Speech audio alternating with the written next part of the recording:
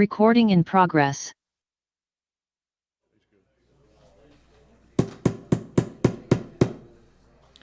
Let's call this Dickson County Planning Commission meeting to order. Mr. Whitterow, would you give devotion, please, sir? Pray with me, please. Heavenly Father, we thank you for this wonderful day that you've given us. We thank you for this opportunity to meet here tonight and conduct the business of our county. We ask you to grant each one of us the strength and the wisdom and the courage to make good decisions here tonight. We ask you to watch over each one of us, guide us, keep us safe and in your love. Most of all, we thank you for Jesus, for it's in his precious holy name we pray. Amen. Amen. Amen. Mr. Darnell, would you call roll, please, sir? Todd Berry. Here. Robert Witherow. Here. Jeff Spencer. Mac Pilkington. Here. Robert Qualls. Here. David Brogdon. Here. Harold Williams. Shane Chandler. Here. Gary Peeler. Here. Christy Sullivan. Here. Beth Garrett. Here. Robert Comer. Here. Mr. Chairman, we do have a quorum. Thank you. At this time, I'd like to recognize the visitors. Do we still have a podium, or is that our sign in? Right there. They took. If you have not signed in, please sign in when you leave. We'll now move into the approval of the minutes. Everybody looked over last time's minutes. Mr. Chairman, I move that we accept the minutes as written. Have a motion by Robert Whitterow to accept minutes as they stand. Have a second by Christy Sullivan. Any further comment? If not, all in favor state aye. Aye. Opposed? Okay. We'll now move into item number 1, final plat of Oak Grove Subdivision, tax map 139, part of parcel 13.00, 35.29 acres, Oak Grove Road, Dixon, Tennessee, A1 Agricultural 2nd District. Okay, this was surveyed by Christie Surveying to create 29 new lots. We do know from some of our past discussions with the road issues, they've been cleared up.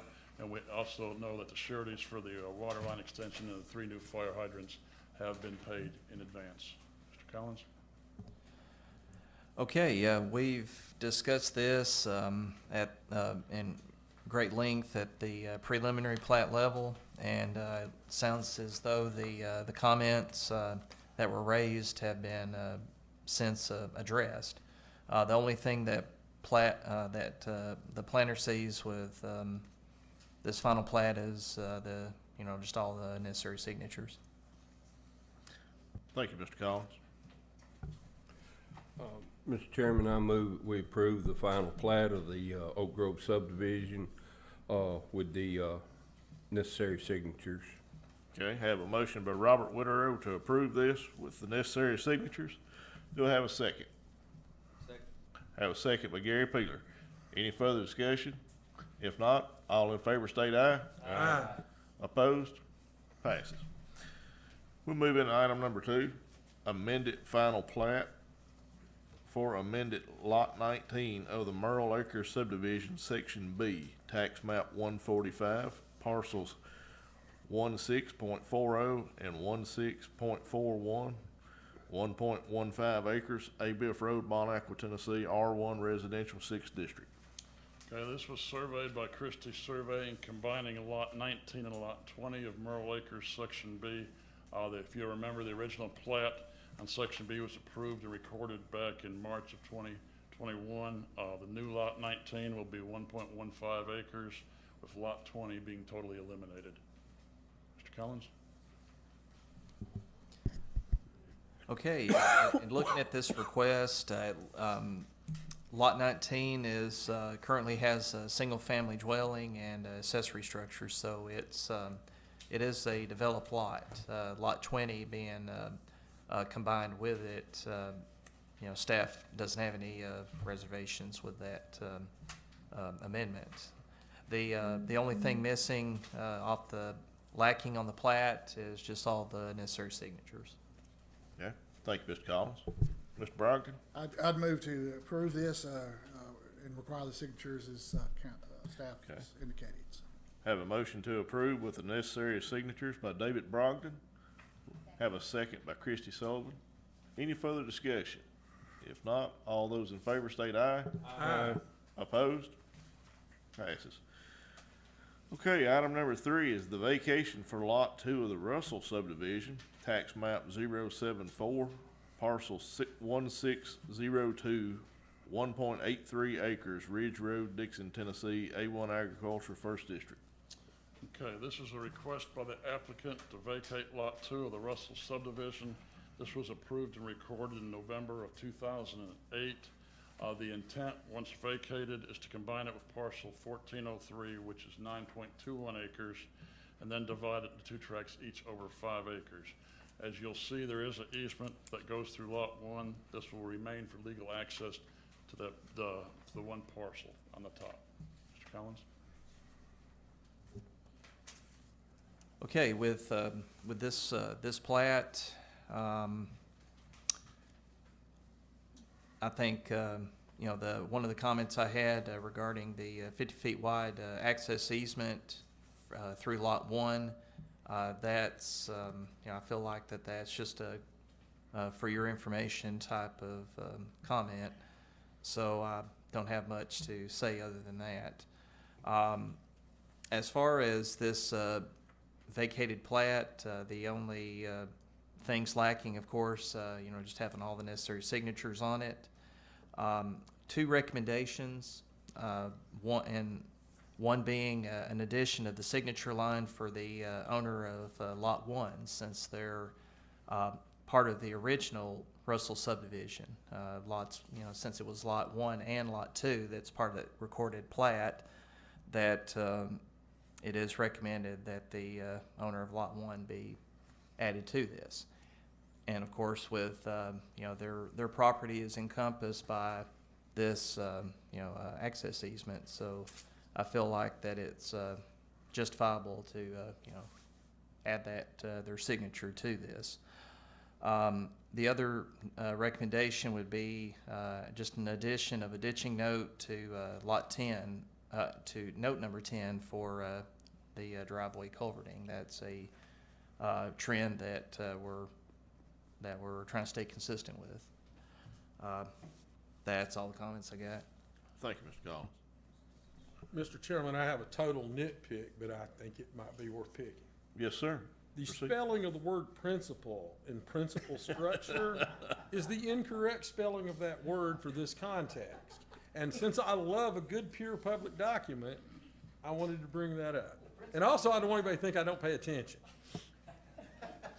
Thank you, Mr. Qualls. I want to applaud my colleague for his attention to detail. You have anything else to add? I do not, sir. Mr. Chairman, I make a motion we approve with staff comments and obviously with the spelling correction as referred to by our commissioner here.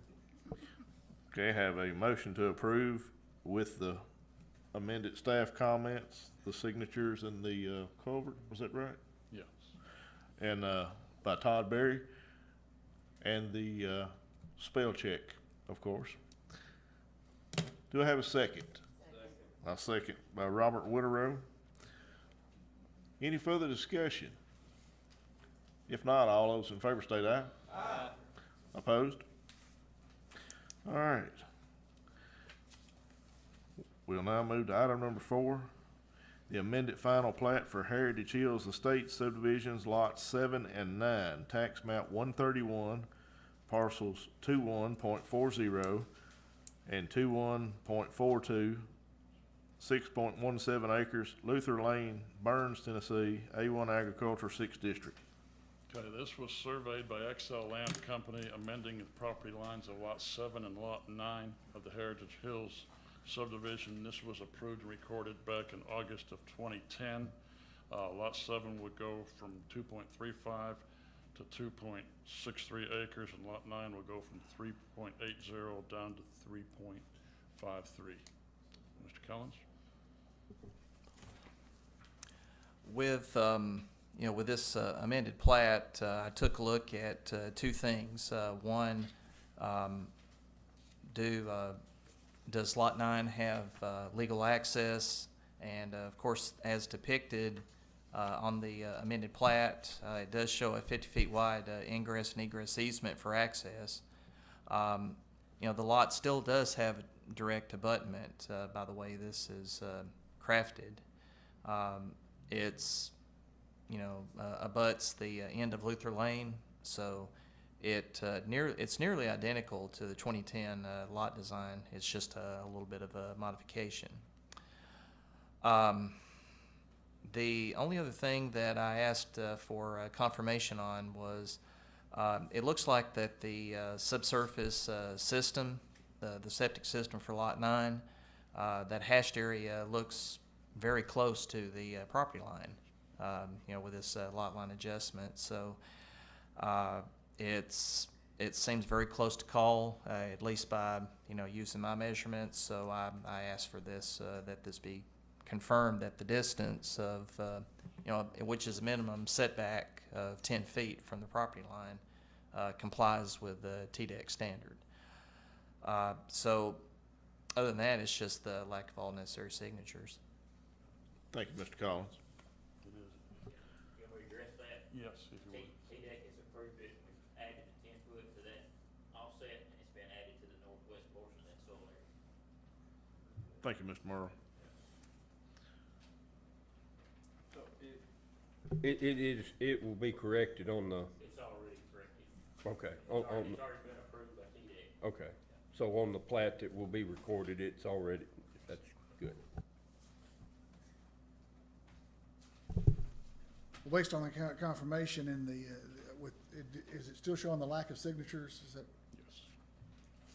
The plat that I reviewed, at the time of review, it didn't have all the necessary signatures on it. So that's just a statement that I make consistently to the Planning Commission that if before the secretary signs the plat has to have all the signatures. I just wanted to confirm, in that case, I'd move to amend the final plat with the necessary signatures. Okay. Have a motion by David Brogdon to amend the final plat. I'll second. With the staff comments of the signatures and the setback of the septic. Second. Have a second by R.J. Comer. Any further discussion? If not, all those in favor state aye. Aye. Opposed? Okay, thank you. We're now moving to item number 5, which is the final plat of the Evergreen Estate Subdivision, Section D, lots 32 and 34, tax maps 130C, parcels 7.00 and 8.00, 3.94 acres, Lena Loop, Burns, Tennessee, A1 agriculture, and this is also the 6th district.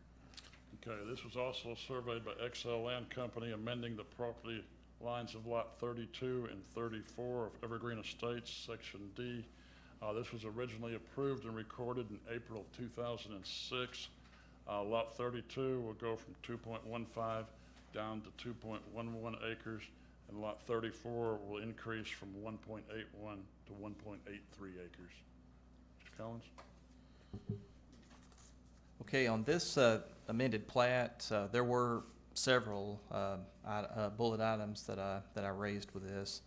For one, the original plat that was recorded in April 2006, it depicts a 20-foot wide drainage easement for the stream that's crossing both lots 32 and 34. Although both lot building envelopes have been adjusted to accommodate that easement, it doesn't appear to be illustrated on our amended plat. So that is certainly one bullet item that I feel should be added to this amended plat. Let's see, other than that, of course, all the necessary signatures and other details I couldn't make out, but I don't believe the water line and sewer line and their sizes are depicted on this amended plat. Looks like, location of the nearest fire hydrant, which the nearest one, I believe, is nearby at lot 63. And it just, there just needs to be a reference on this amended plat in staff's opinion, of course. And then, just add a note for driveway culverting and sizing determination, and just a note, at a minimum, a note that the drainage system for both lots are turned to where they positively discharge into the to the nearby stream. But it was just those 5 bullet items. Lot 63, is that, I'm not, I can see on one sheet we've got 63, and I'm trying to put that in perspective with, If you can imagine, where these 2 lots sit, the street curves around and goes back around several other lots, but lot 63 is about a block away if you want to look at it that way. okay, I think I see it there. I pulled a copy of the recorded plat just to locate the the nearest hydrant, at least on that plat, and then this, with the time that I had to look at this, I used Street View on Google to find the other, this hydrant where it's located. And I didn't go back and look at the requirements. Are you requiring that they get a fire hydrant closer than the lot 63, or is it? No. Or was that on the? No, just to, it's commonplace on all final plats to locate all existing hydrants as well as any proposed hydrants that are to be added by the developer. But since we're looking at an amended plat, it's just identifying that nearest hydrant that's in existence. And that was the nearest one I could find. And that needs to be annotated on this final plat as far as you're concerned. That's what I believe, yes. Doesn't cause me a big problem. Then based on that, I would move to approve the amended final plat with those staff comments added. Okay. Have a motion by David Brogdon to approve amended final plat of Evergreen Estate subdivision with staff comments. I'll second. Have a second by Gary Peeler. Any further discussion? If not, all in favor state aye. Aye. All right, we'll move into item number 6, is sketch plat for Hidden Pines subdivision, tax map 064, part of parcel 3.00, 16.55 acres, Highway 47, North Charlotte, Tennessee, A1 Agriculture, 1st District. Okay, this sketch plat was surveyed by XL Land Company to create 14 new lots. The first time this had come to the Planning Commission was in August of 2017, where a 700-foot variance on the cul-de-sac length and sketch plat were both reviewed and approved at that time. This property remains as farmland and woodland with no developed since then. I did have the county attorneys review this variance. Under case law in Tennessee, it stays with the land. This is permanent unless there are stipulations included. They also reviewed what was approved, and you had copies of the minutes and everything from 2017, plus what's in our regulations, and there's no stipulations indicated in either one of them. Mr. Collins?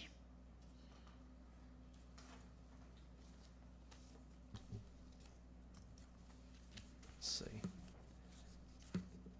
Well, I suppose that as far as the need for a variance, I'll just go ahead and start with that one.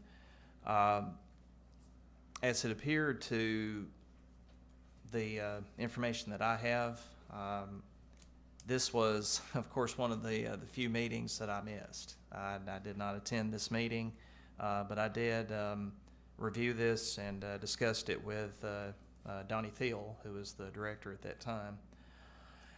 And of course, the variance request itself has not changed as far as what was requested, which was to, of course, extend the beyond the maximum length allowed for cul-de-sacs to as much as 1,700 linear feet. As far as whether or not it's merited, that a new variance is requested due to the sketch plat changing. That's the only reason why I was that I stuck with this, is that the sketch plat does differ. This one compared to the 2017, which in my opinion, I felt it should alter the conditions from the previous variance, but that's of course going to be up to the Planning Commission. If you feel the attorney's advice to you is weighs more than what the staff's suggesting, so that's certainly your decision to make. As far as just sketch plat issues, as you know, sketch plats are intended to reveal all factors before we move forward into preliminary and then final plat. And of course, having confirmation of available water and sewer, that would be certainly something that needs to be reached out to Charlotte, because this is within their service area. There's the sewer treatment plant that's very close in proximity to this, so they do have the insight as to whether or not this development that sewer can be extended to this development, as well as water. Fire hydrant coverage, it looks like there will definitely need to be a need for fire hydrants, although it's not required at the sketch plat step. It does appear that if this moves on to preliminary plat, that the applicant should be providing at least 2 fire hydrants, maybe 3, just depending on how the lots turn out. Let's see, with drainage, it certainly appears with the contours that the property is at its highest around lot 7 and 8, and then the land decreases gradually southward to Highway 47 in one direction, and then northward towards the the remaining Bohannon acreage. So at least from just foresight with this, consideration should be given to give some attention to channeling and directing stormwater runoff that will have a minimal impact on the new lots being created. And there's also an existing development, which is the Holt property that's just to the east. We certainly don't want runoff to be sent straight towards that residence. I think that's all the comments I got. Thank you, Mr. Collins.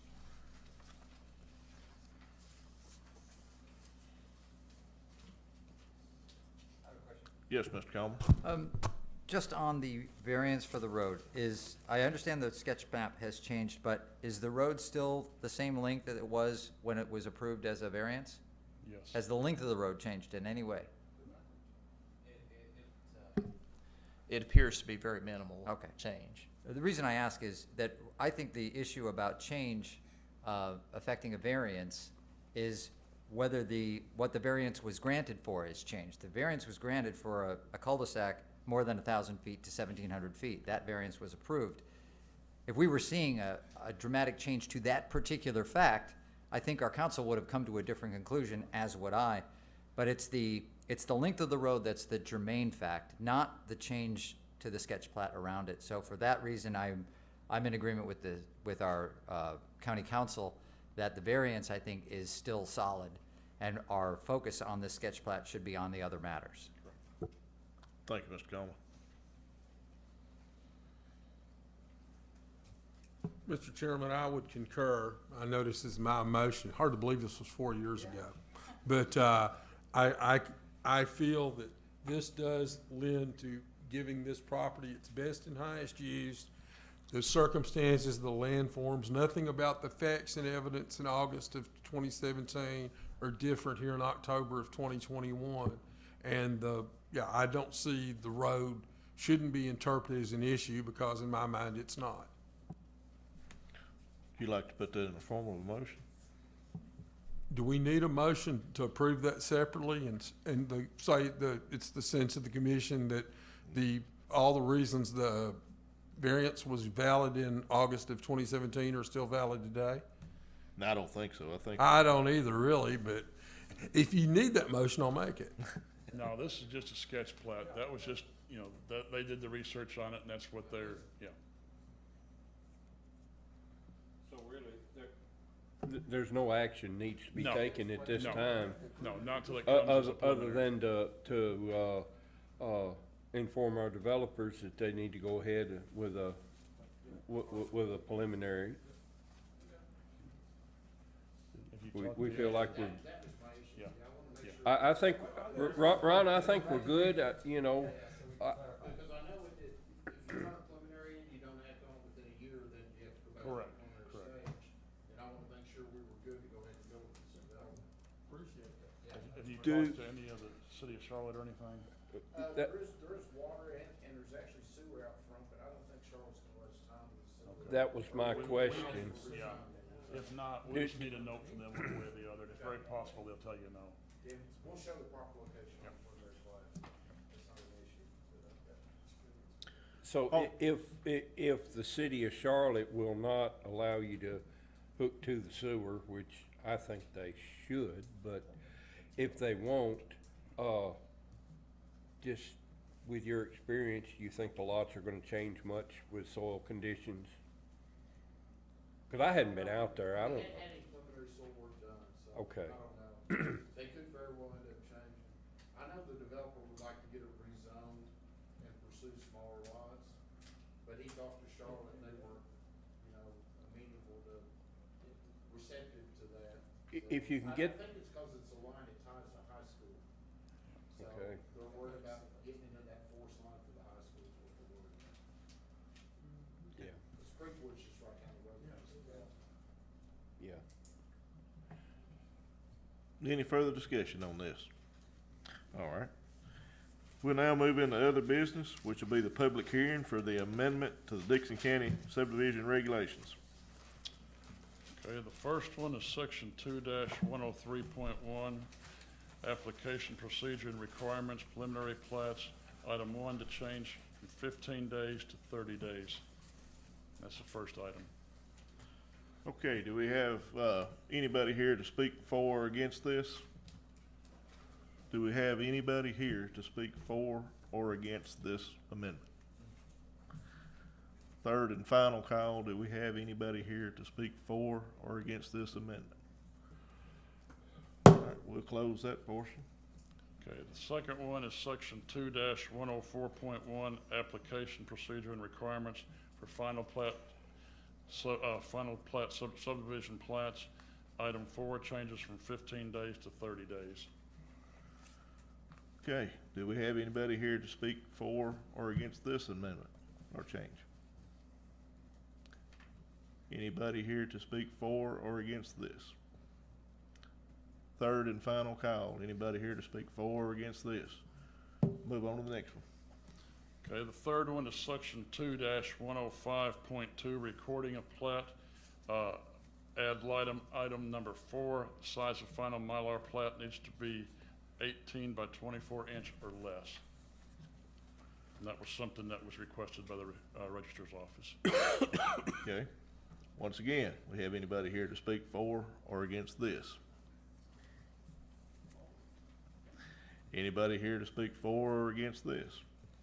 I'd like to speak against it. Okay, please step up to the podium and identify yourself, please, sir.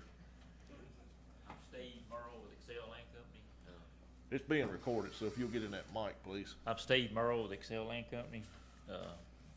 I believe that the plat size, because sometimes you're limited to what you're gonna see on this plat if it's 18 by 24 based on a scale. And if we're forced to put something on a sheet, the legibility's gonna change on some instances. Now, if it's the county buying a bigger cabinet to store a bigger sheet, then I think a cabinet purchase would be a lot more simpler than to change the size of a sheet for every plat that ever gets submitted. That's my opinion. Okay, I will turn that back over to, This Mr. was a Darnell to request made explain. by them, because they have certain size wooden boxes they store these in. Some final plats have multiple sheets with them, but they would like them all to be that size or smaller. I have a question for staff. Yes, I understand that, but the point is well made, is like, our job is to make decisions based on information presented to us on maps, and if we can't read that information, we can't do our job. Why can't we just, why can't the requirement be that you have to submit at least one version that's 18 by 24? This, if I'm reading this correctly, it says you can't submit a bigger one. I would rather them be able to submit a bigger one, but have to submit a small one for record keeping. What they want, they don't want them where they fold them, when they put them in the storage cases. Well, maybe we don't store the bigger one, but we can use it to make They have decisions. to put them somewhere. See, we don't have them. They go to the registrar's office. Oh, I see. It's recorded up there and they keep all them. That's a permanent record. Do you think that the public comment that this is going to be a problem in presenting information to this commission is accurate? Is there a solution that the public, that Mr. Murrell isn't seeing? That would be up to your decision. No, I'm asking you, is there a solution? Is it going to be a problem that we're going to get maps we can't read? No, you shouldn't. Okay. No. Thank you. You've seen some where you've had 3 parts on some of them and it'd be the same thing. Got it, thanks. Yeah. If I may, you're saying that on an 1824 map, that we'll have the same detail that, Yes. on that, and Yes. we'll be able to see it with our Yes. eyes? You see a lot of them now that are that size or smaller. I mean, Yeah. okay. okay, we're still in public hearing. Anybody else want to speak for or against this? I will say, Mr. Chairman, that it just seems that the logical development is, instead of trying to put a 47 lot subdivision on 1 Mylar, is to just have to use multiple Mylars and match them. There is no ideal to this. And I understand the registrar's office, flat files are very expensive and very space consuming. And if you don't have to have 24 by 36 ones, like so many places I've worked over the years did, then you don't want to. And there is no ideal solution to this. There's just not. So I think this is the best of the alternatives. But again, I could probably be convinced otherwise, but I'm not yet. Thank you. Okay, if nobody else has any comment, we'll close the discussion on this item.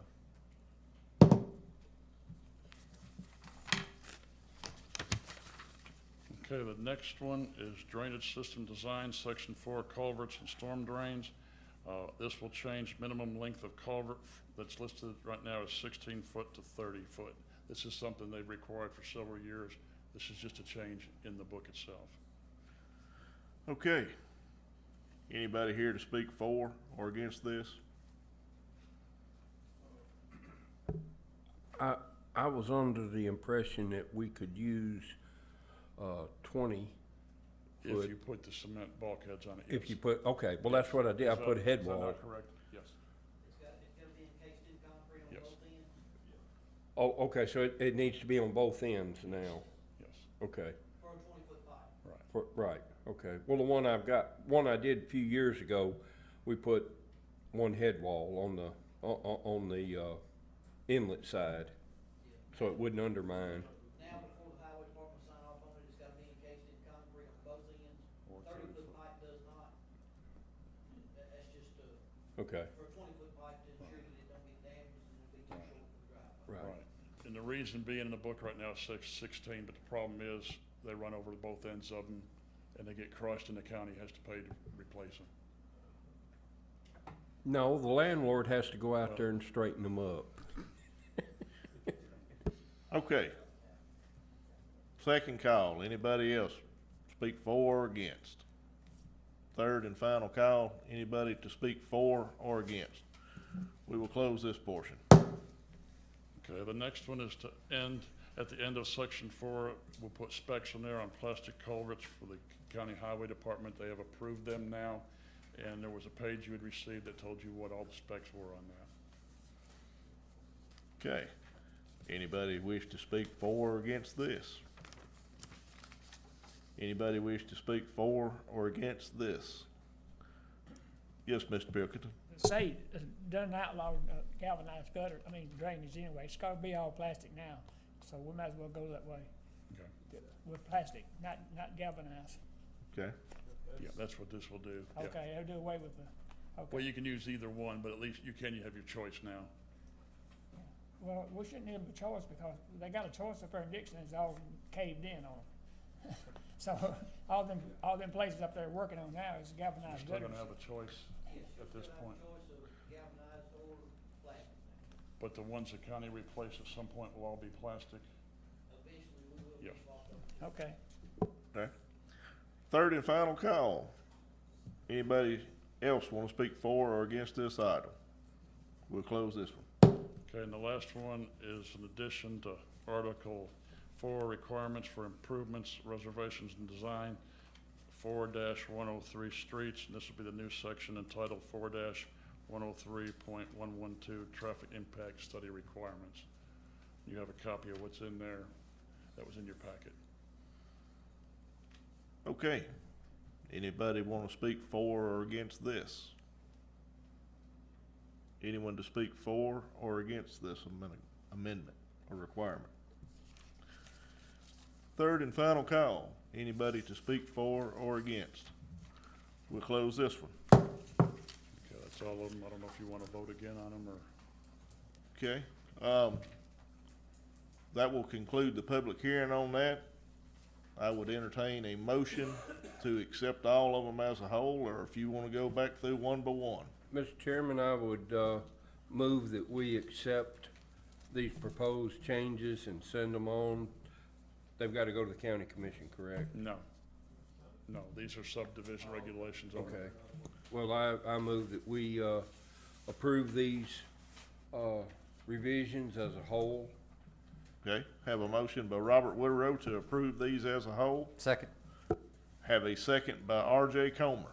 Any further discussion? If not, you'll do a roll call. Yep. Todd Berry, Yes. Robert Witherow, Yes. Mac Pilkington, Yes. Robert Qualls, Yes. David Brogdon, Yes. Shane Chandler, Yes. Gary Peeler, Yes. Christy Sullivan, Beth Garrett, Robert Comer. Yes. Motion carries. Okay, other business, I think Mr. Comer had another statement. Did you have? Yeah, I just wanted to report really briefly that the working group met on the package of zoning and subdivision regulations for agricultural zone. It was a well-attended meeting, and I anticipate that the revisions that were discussed at the working session earlier and at the working group that talked about those revisions will be sent to staff within a week. We are hoping, if at all possible, to bring that package before this commission for first action in November. Which, by the way, we're changing the date of the November meeting, are we not? Yes, Chair? it is noted in the bottom there and all.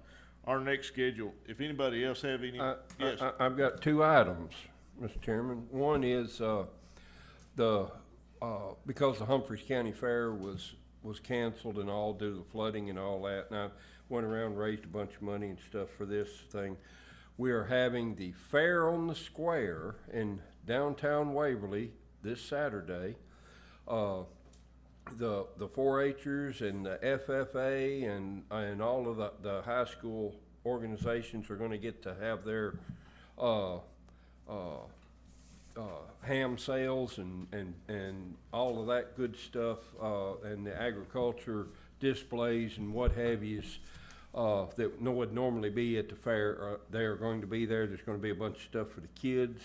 We've raised enough money that there's not going to be any admission fees. It's all going to be free. Just show up. They've got, all kinds of kids activities. Our Antique Tractor Club is going to have a big display, and there are going to be some antique cars and what have yous.